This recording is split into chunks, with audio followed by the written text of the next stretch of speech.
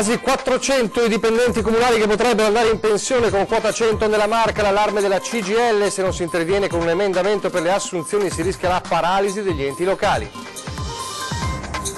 Intanto i dati parlano di un territorio che invecchia e non fa figli. Su 95 comuni 86 registrano un trend negativo preoccupante sulle nascite, il record a Refrontolo.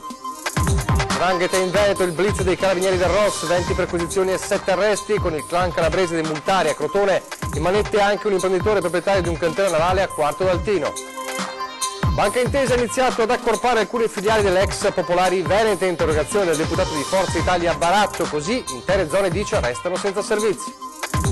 Una banda di professionisti che sapeva come e dove colpire l'identikit dei ladri che hanno razziato la tabaccheria a Montebelluna arrivando a sfondare un muro.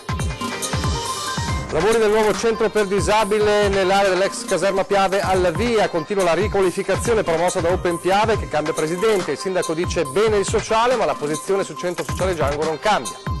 Un plateatico decisamente colorato, quello che da qualche giorno spicca in pescheria tanto che i social si sono scatenati, pugno nell'occhio dice qualcuno ma il primo cittadino lo assolve.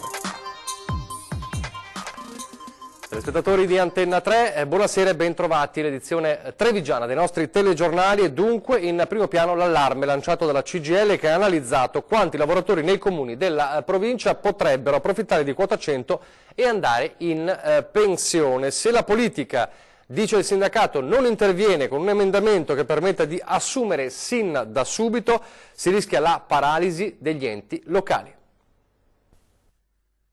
Quando ancora quota 100 era solo sulla carta, la CGIL Treviso aveva voluto analizzare i dati del conto annuale della Ragioneria Generale dello Stato.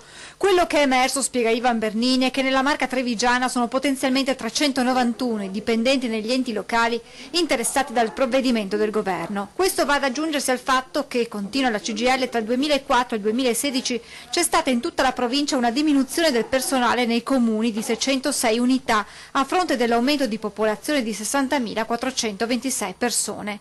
Un esempio, secondo l'analisi del sindacato, stando alle tabelle ministeriali, in comune a Treviso dovrebbe esserci un dipendente ogni 117 abitanti, in realtà ce n'è uno ogni 160. Ben venga il decreto quota 100 se permette ai lavoratori di andare in pensione, sottolinea Bernini, ma si deve anche tener conto che restano scoperti alcuni servizi e la legge parla chiaro. È possibile assumere nuovi lavoratori sostituendo chi è uscito ma facendo riferimento all'anno precedente. Potranno reclutare il personale che ha cessato nel 2018, ma se i numeri sono questi, nel 2019 ci troveremo sostanzialmente a Treviso tra autonomie locali e sanità con 1 migliaio di lavoratori in meno. Per ovviare al rischio che i servizi vengano meno o vengano appaltati, spiega ancora Bernini, c'è un'unica strada. Consentire alle amministrazioni locali e alla sanità di poter assumere già in corso d'anno tutti coloro che cesseranno, altrimenti i servizi chiudono. E quindi chiedevamo un emendamento in legge di stabilità che consentisse ai comuni e alla sanità di poter procedere già nell'anno in corso alle sostituzioni del personale che cesserà con la quota 100, chiamiamola così. L'emendamento non c'è. I comuni dalla loro stanno cercando di studiare possibili mosse. Ipotizzano riorganizzazione di personali con spostamenti interni. Il problema qua non è spostare il personale, perché rischi di risolvere il problema da un lato ma di aprirlo dall'altro. Da qui un appello alle istituzioni locali, in primis al sindaco di Treviso Mario Conte, appena nominato coordinatore degli enti locali del Veneto per la Lega. È inutile rivendicare, la dico con il rispetto delle opinioni di tutti, maggior autonomia se poi ad oggi non eserciti quel pezzo di autonomia che tu puoi esercitare e non eserciti tutte le pressioni necessarie nei confronti del governo per rendere possibile il funzionamento di servizi pubblici locali. E conferma che il tema pensionamenti lo preoccupa l'assessore al personale di Treviso, Alessandro Manera, secondo cui il numero di dipendenti di Cassiugane che potrebbe usufruire di quota 100 potrebbe essere anche superiore di quello ipotizzato dal sindacato. Sentiamo le sue parole. Stiamo valutando la situazione, abbiamo avuto adesso, proprio in questi giorni, valutazione dei decreti attuativi. Non è così semplice capire ancora quanti dipendenti sceglieranno questa opzione, perché ricordiamo sempre che è opzionale dei dipendenti andare meno in pensione utilizzando quota 100 e quale sarà l'impatto poi non tanto in termini di persone ma in quanto la suddivisione dei diversi settori. 30 secondo lei può essere plausibile comunque?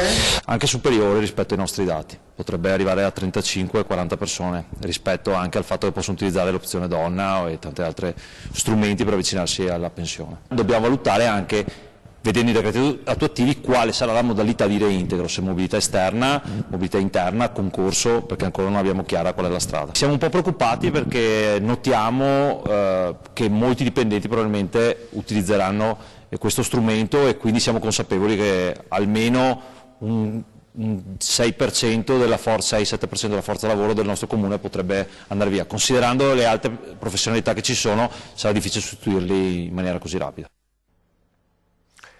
E intanto la Marca Trevigiana fa i conti con una popolazione che invecchia sempre di più e che non fa più figli. Questa volta è il sindacato dei pensionati, lo SPI-CGIL, a fare il punto della situazione ed è una situazione inquietante.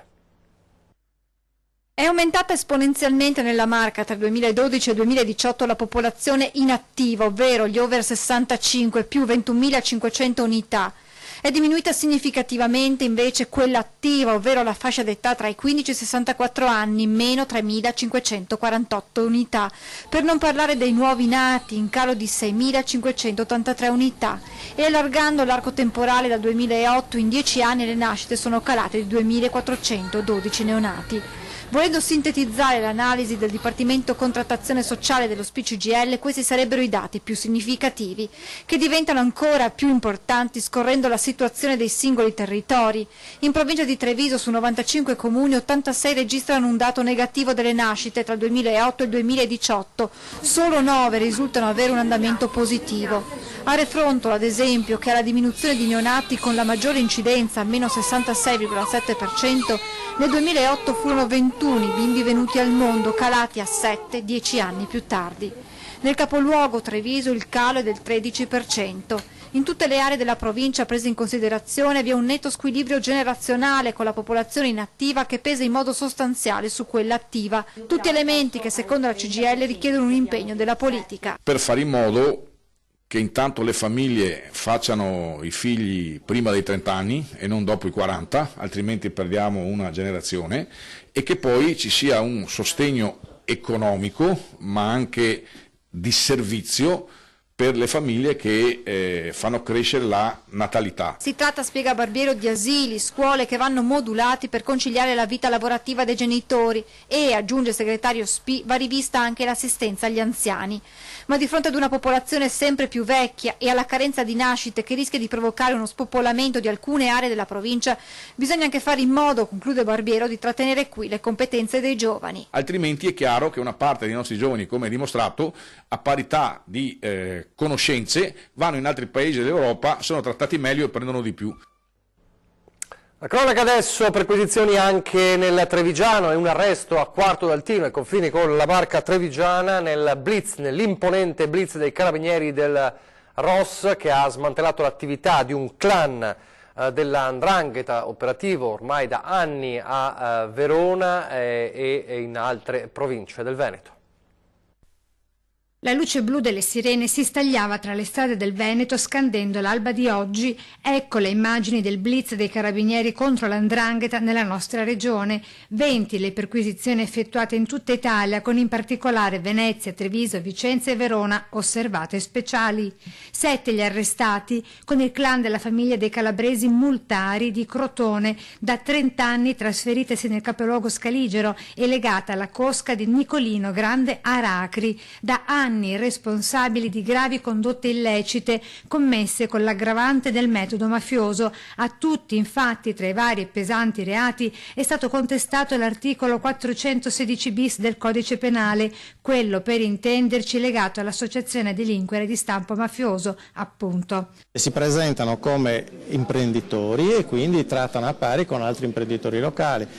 Una volta entrati nel sistema del soggetto con cui sono venuti a contatto, lentamente da amici e da imprenditori che hanno investito diventano estorsori. Le indagini avviate nel 2017 hanno permesso di ricostruire per la prima volta l'operatività della famiglia criminale calabrese dei Multeri in raccordo con imprenditori locali di Lonigo nel Vicentino, 2 nel Padovano e pure 1 nel Veneziano. È il caso del 7° arrestato, l'industriale con cantiere nautico a Quarto d'Altino Francesco Crosera, 53 anni, di Meulo, che per evitare un arbitrato aveva preferito far dare alle fiamme il suo yacht ormeggiato nelle acque di Alghero.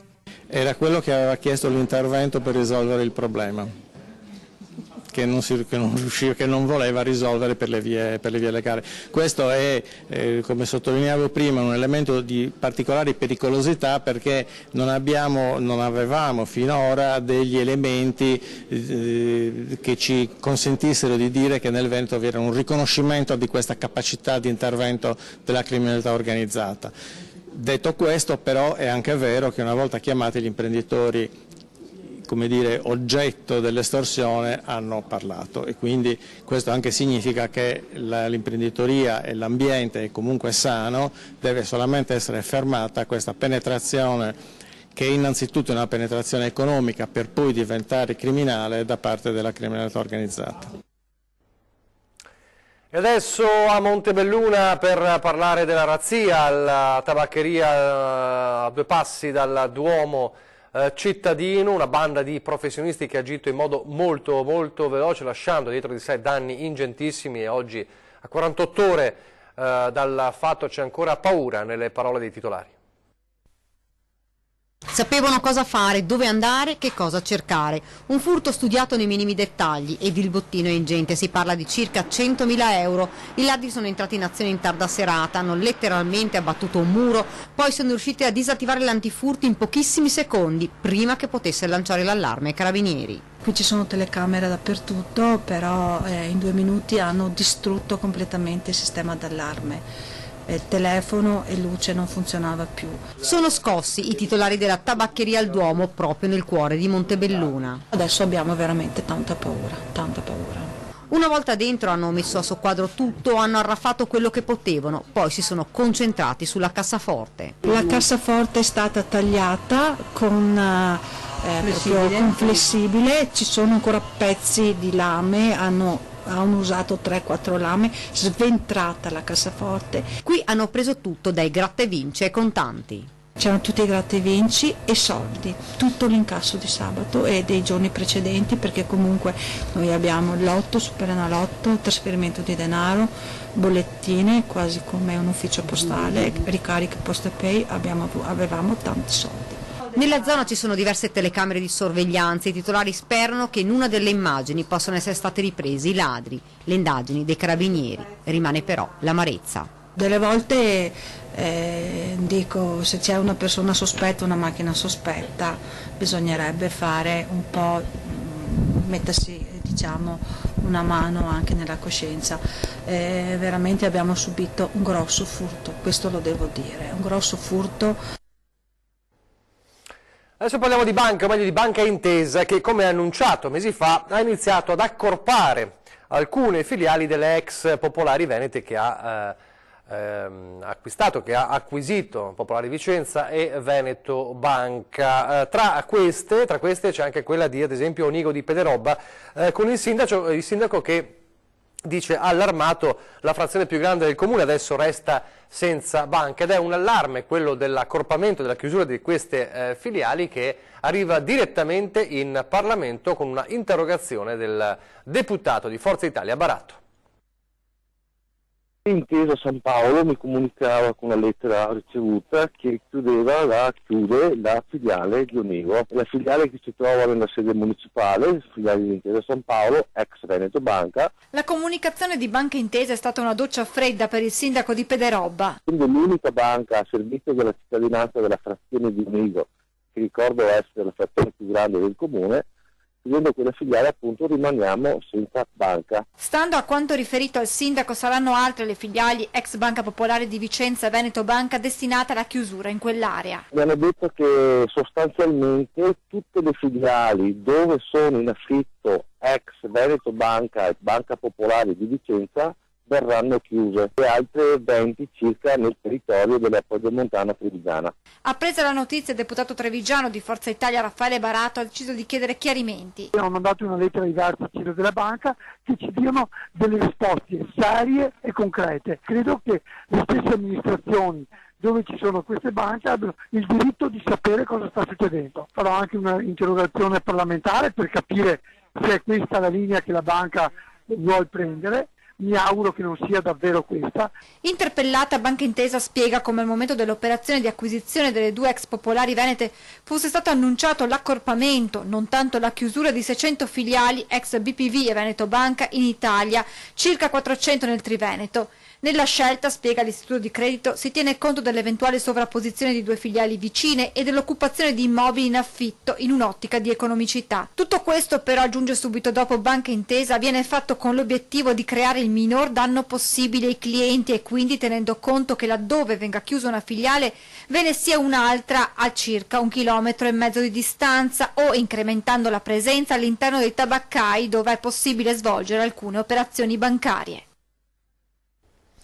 Torniamo alla cronaca adesso, i controlli antidroga e siamo in centro a Treviso, ai giardini di Sant'Andrea. È stato pizzicato dai militari della sezione operativa del NOR della compagnia di Treviso mentre cedeva una piccola dose di eroina ad un giovane trevigiano. Per questo un 21enne nigeriano residente in città è stato arrestato per spaccio. Il tutto risale a ieri pomeriggio durante un controllo dei carabinieri all'interno dei giardini di Sant'Andrea. I militari hanno intercettato il giovane, già con numerosi precedenti specifici, mentre consegnava la droga ad un ragazzo ora segnalato alla prefettura. In una successiva perquisizione del nigeriano gli investigatori hanno ritrovato anche 2 grammi di marijuana e 50 euro in contanti, verosimilmente provento dell'attività illecita. Il 21enne è stato quindi arrestato e trattenuto nelle camere di sicurezza in attesa di comparire nell'udienza di convalida e nel giudizio direttissimo.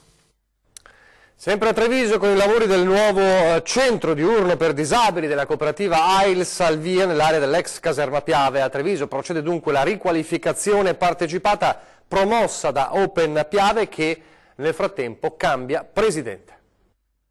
Nella giornata in cui presenta il progetto, già in fase di avvio lavori del nuovo CEOD per 20 disabili psichici, l'associazione di associazioni Open Piave conferma il cambio di presidente. Giovanna Quarto, che ha traghettato questa realtà nata per promuovere la riqualificazione dell'ex caserma Piave, passa la mano pur rimanendo nel direttivo. Era necessario trovare una persona all'interno di Open Piave che fosse profondamente ferrata su quanto riguarda le questioni urbanistiche, le questioni edilizie. Senta, ma in questa alternanza quanto c'entra il cambio di amministrazione? Certo, io avrei immaginato un rapporto un po' più sereno, ma non è questo che mi ha fatto cambiare. Al suo posto l'urbanista Alberto Cagnato, che si propone di mantenere collaborativi, dice, i rapporti con l'amministrazione di centrodestra. Con gli uffici a breve ci sarà un confronto a 360 gradi. Abbiamo chiesto un incontro collegiale, non una conferenza di servizi, perché un incontro collegiale in cui le varie competenze si esprimono ognuna alla presenza delle altre. Intanto via 2 cantieri, quello per la creazione del magazzino bambini a cura di Moving School e la costruzione del CEOD finanziato con 500.000 euro dalla cooperativa AILS che si occupa di inserimento lavorativo dei disabili psichici, opera approvata da Comune e Regione e ULS 2. 600 metri quadri che potranno ospitare fino a 20 ospiti, 3 grandi laboratori e una sorta di piazza coperta. Le sedi che noi attualmente abbiamo, a parte quella inserita dentro il plesso scolastico, sono molto isolate e le persone disabili trovano il loro spazio se sono insieme agli altri. Il vero e proprio centro sociale che diventerà non è più un centro sociale, non è solo Django, ma è un centro sociale che coinvolge tutti. Diventerà un vero e proprio centro sociale, anziani, bambini, persone con disabilità, non ci saranno più barriere tra queste cose, anzi ci saranno punti di interazione e di collaborazione reciproca. Per il sindaco Conte è bene parlare di sociale, ma decisamente non di centro sociale. La presenza del Django in Open Piave mette a rischio la convenzione, ribadisce il primo cittadino che accoglie invece con favore l'avvio del nuovo CEOD. Finalmente direi cominciano i lavori di riqualificazione, ovviamente in ritardo, ne prendiamo atto. Soprattutto prendo atto che ha cambiato il presidente, ne prendo atto dai media, dal telegiornale. Mi dispiace perché credo che quando un progetto come Open Piave, che collabora in modo strettissimo, o meglio dovrebbe collaborare con l'amministrazione visto che l'immobile è del comune, il primo passaggio da fare sarebbe stato quello col sindaco. Niente sconti a Open Piave, la partecipazione del centro sociale Django al percorso di riqualificazione dell'ex caserma è e rimane per il sindaco un peccato originale dal quale difficilmente l'associazione si affrancherà, tant'è il cantiere del nuovo CEOD prende avvio anche con il benestare del comune. Assolutamente, è la parte bella del progetto che avevamo evidenziato anche in occasione dei vari incontri che sono stati fatti con Open Piave.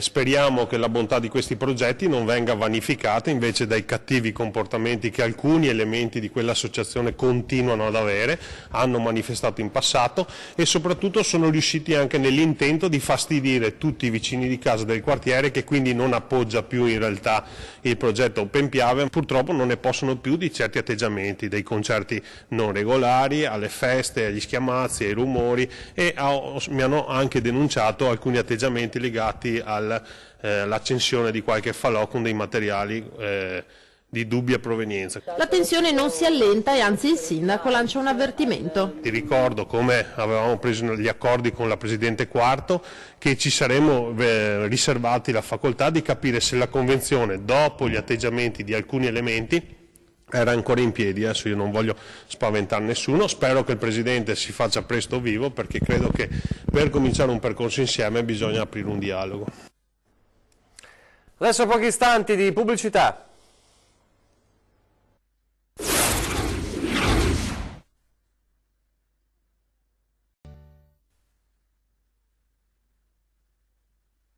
Adesso per tornare a parlare di Villa Emo e del Consiglio Comunale di ieri sera, molto affollato proprio per decidere le contromosse, le contromisure sul destino del gioiello palladiano.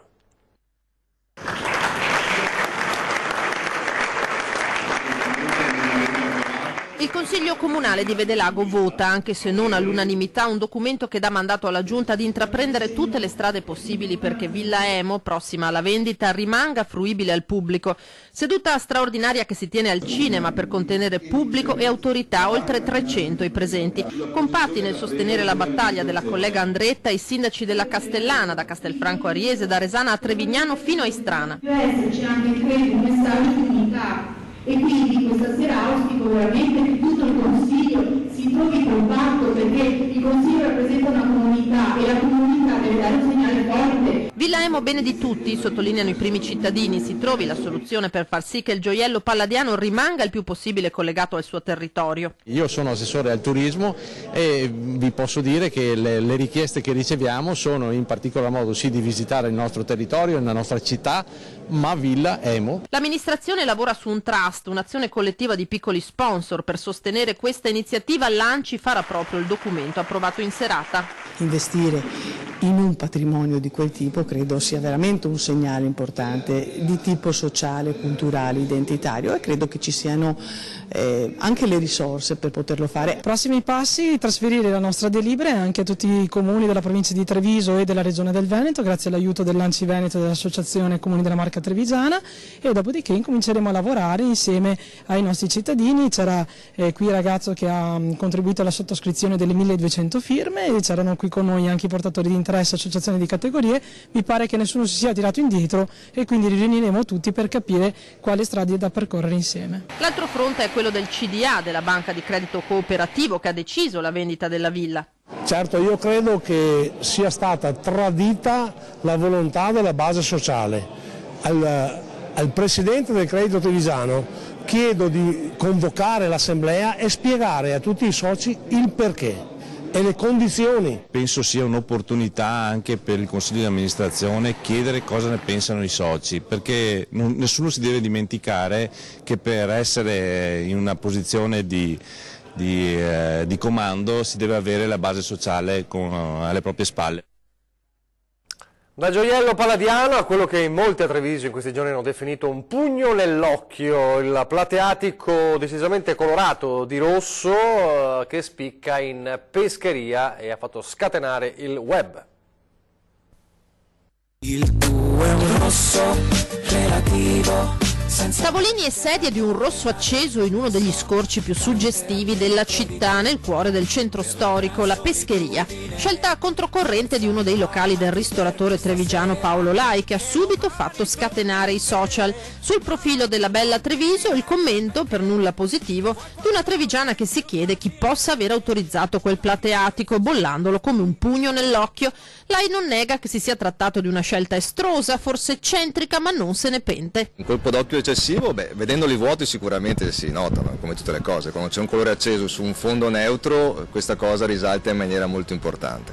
Abbiamo cercato di dare una continuità alle nostre attività, riprendendo un colore che abbiamo in un altro locale adiacente, per dare una continuità di colore, speriamo, insomma. Comunque spero che non sia invasivo, l'idea nostra è dare un tono importante, quello che può essere un'accoglienza importante. Il post sui social attira anche la curiosità del sindaco, prima perplesso, poi dopo una puntatina in pescheria convinto dai nuovi tavolini, tanto da scherzarci su. Forse si lamentano perché sono rossi, magari verdi e sarebbero piaciuti di più, è una battuta ovviamente, però leggo proprio in quel post su Facebook che invece a molti piacciono, sono molto belli, polemiche anche per i tavolini, pure io li trovo belli.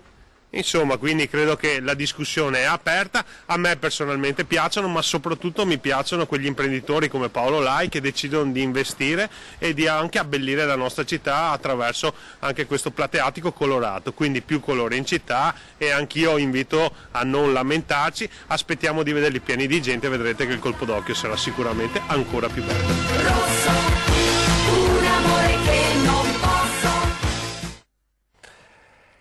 20:10 questa sera per parlare di TAV, ma non solo, a partire ovviamente dalla bocciatura della Commissione Analisi Costi e Benefici sulla TAV, che sta facendo molto discutere, vede già gli imprenditori sul piede di guerra. Lo facciamo con Matteo Zoppas, presidente di Confindustria Veneto, tanti anche gli altri temi sul piatto, non solo economia ma anche la politica. E adesso le previsioni del tempo. Grazie per averci seguito, arrivederci.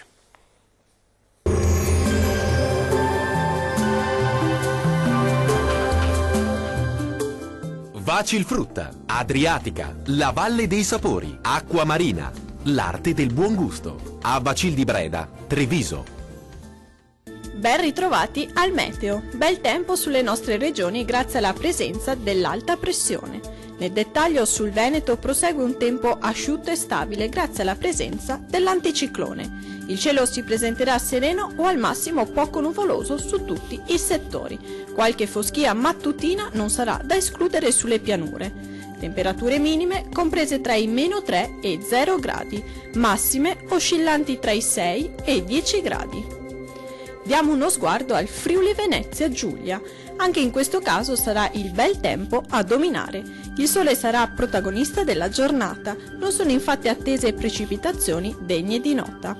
Il cielo sarà sereno o con qualche velatura a carattere sparso. Temperature minime comprese tra i -2 e 0 gradi, massime oscillanti tra gli 8 e 9 gradi. Vediamo infine la situazione del Trentino Alto Adige. Poche novità, sarà soleggiato anche sulla nostra regione, dove il cielo si presenterà sereno o poco nuvoloso ovunque. Non sono attese precipitazioni degne di nota. Temperature minime comprese tra i -6 e -1 grado, massime oscillanti tra i 10 gradi. Dal meteo di Antenna 3 è tutto, arrivederci al prossimo aggiornamento.